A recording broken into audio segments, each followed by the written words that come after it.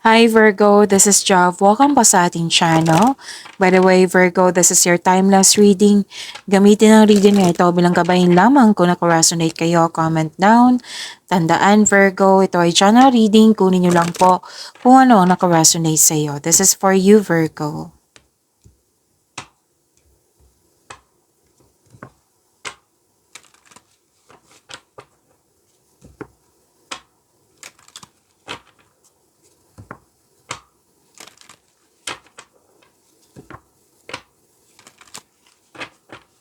Para po ito sa iyo Virgo.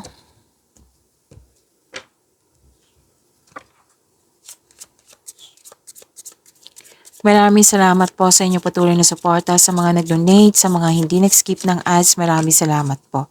Sa mga hindi pa nag-subscribe, subscribe na po kayo at click bell notification para malaman nyo na may bago tayong video. Para sa mga gusto magpa-reading po, comment po kayo ng personal reading. Again, comment kayo ng personal reading and check my reply sa comment section. Prosperity is yours, Virgo. May nag-uusap dito tungkol sa domestic matters or sa property.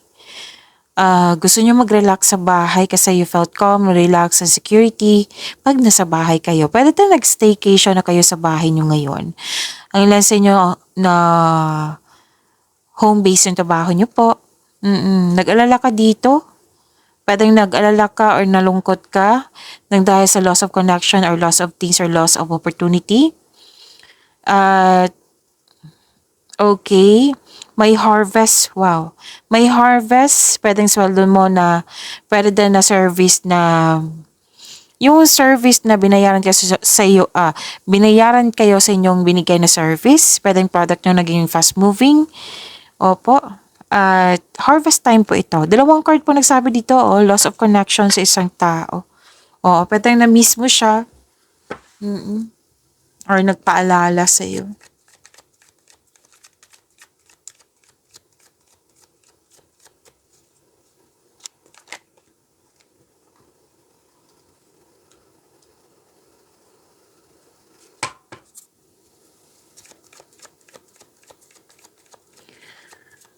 Energy ni Virgo.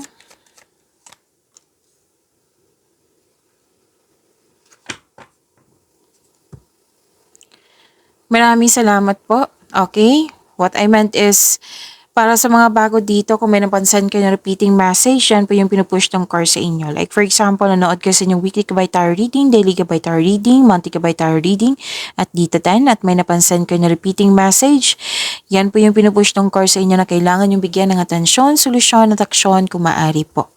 So, na yung energy ni Virgo.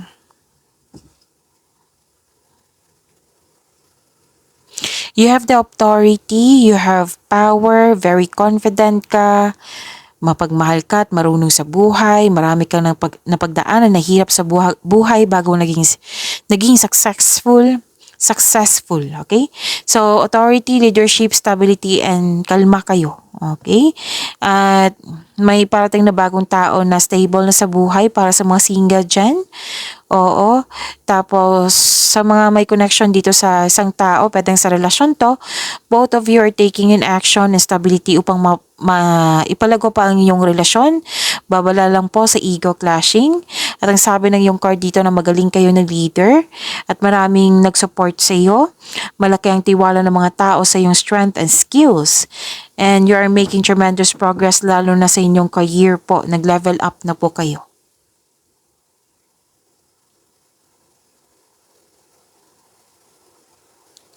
Nakikita ko rin dito na dalawang card ka sa dito, authority, nasunod yung gusto mo, decision, and ideas or plano. So, ginagamit mo ang katalinuhan mo o lohika para makamit ang tagumpay.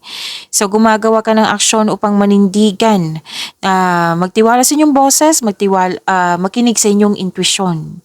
So, kung may legal concern kayo, may mabuting balita po.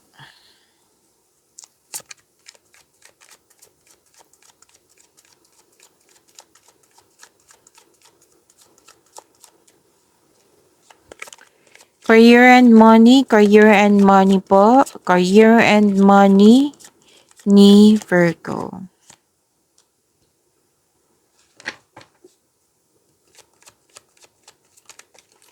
Okay. So, ang dami. Mm. Madami. Kasi marami kang iniisip, nag-overthink or nag-overanalyze. So, kunin natin tong unang nakita nyo po. Okay. So, may maraming ganap sa career and money mo.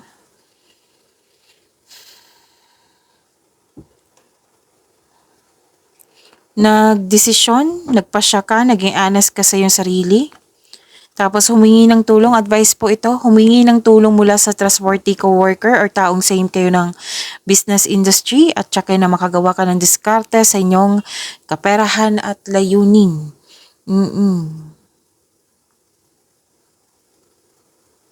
Nakikita ko dito na ito yung sinabi ko kanina. Dito yung loss of connection or loss of things or loss of opportunity. Pwedeng naalala to or pinaalala sa'yo or may ganap talaga. Don't worry, after nito may parating na new direction po. Maaring itong, sa career and money mo, may parating na new direction. So you have to move forward. Kasi para kang nakatali dito sa isang bagay, sa isang tao, sa isang sitwasyon, at ikaw ay nahihirapan, nagkaroon ng restriction din. Oo. And yun po, humingi ng tulong kung ikaw ay nahihirapan na. So this card asks you to change something para ikaw ay makawala at makahinga. So this card asks you to step forward po towards to your goal. Trust yourself at habaan ng pasensya. Ang prosesong ito ay nangailangan po ng mahabang pasensya at tsaka magagawa mo po ito, Virgo. Pwede din na ayaw mo nang magtrabaho dyan or nawawalan ka ng pag-asa or di kaya may takot kang naramdaman na umalis sa posisyon mo kasi ayaw mo mabigo or magkamali sa iyong desisyon para mag-level up. And may advice dito, lalo na sa inyong pera po, na kailangan nyong i-save, monitor, and control. So, kung nahihirapan na kayo, this card tells you na humingi kayo ng guide kay God. Kay God po, para mapalaya mo ang sarili mo sa fear, doubt, hesitation na ito. Yung overthinking, So, sana'y ma-overcome nyo po ito. Okay?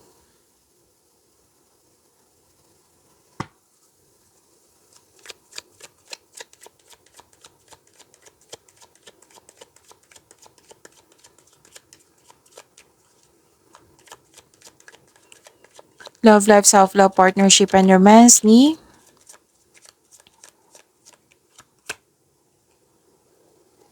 Virgo.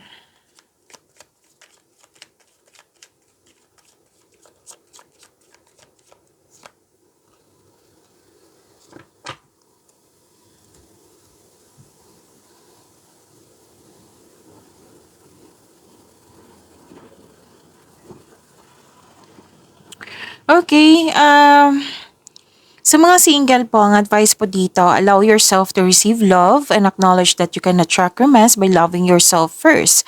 So kung hanap mo green flag, dapat magsimula ito sa atin by loving ourselves first. And sa mga relasyon sa buhay mag-asawa, this is fertility time po. So kung gusto nyo mabuntis, then go ahead kung pwede po sa inyo. Kung ayaw nyo po, then use protection kung kinakailangan po. Lahat naman tayo dito, adult, huwag kayong mag-alala.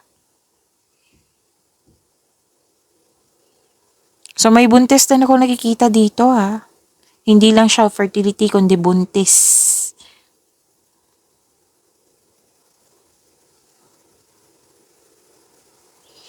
Okay. Sa mga single dyan, may isang tao na parating sa inyo na very aggressive, masyadong malakas yung energy. So this card asks you na makinig sa iyong intuition. At kilalanin mo muna. Kumbaga, sabi ng iyong card. And okay. Ang sabi din dito na may concern ka dito sa lack of time. Pwedeng ikaw to, pwedeng siya. Lack of time, like kailangan ng pagbalanse kasi masyado nang busy sa mga ginagawa. Oo. Someone is relying on you for emotional and financial support. May nakita kong ganyang situation. So, kailangan ng pag-uusap nito. Pagyamanin niyo po yung blessings na binigay sa inyo, Virgo. See you tomorrow. Maraming salamat po.